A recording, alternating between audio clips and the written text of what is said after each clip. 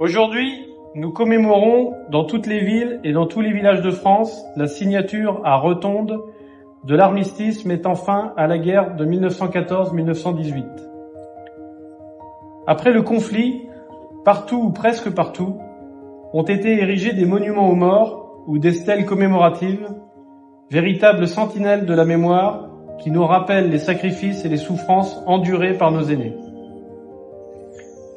En outre, la nation a décidé d'honorer un soldat symbole de tous les morts pour la France. Ainsi, le 11 novembre 1920, le corps d'un soldat français inconnu, tombé au champ d'honneur au cours de la Première Guerre mondiale, est solennellement honoré sous l'Arc de Triomphe, puis y est inhumé en 1921. En 1923, afin de perpétuer ce souvenir et ce sacrifice, une flamme brille sur sa tombe. Celle-ci n'a jamais cessé d'être ravivée chaque soir, y compris sous l'occupation. Le 11 novembre 1940, des étudiants de France se sont même réunis pour honorer le soldat inconnu dans un des premiers actes de la résistance française à l'occupant.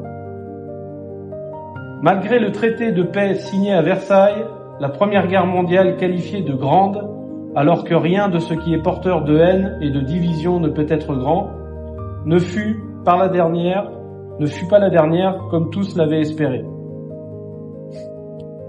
C'est la raison pour laquelle l'Union française des associations de combattants et de victimes de guerre œuvre à l'interdiction du recours à la guerre pour le règlement des différends internationaux et défend ardemment le droit de chaque être humain à la paix.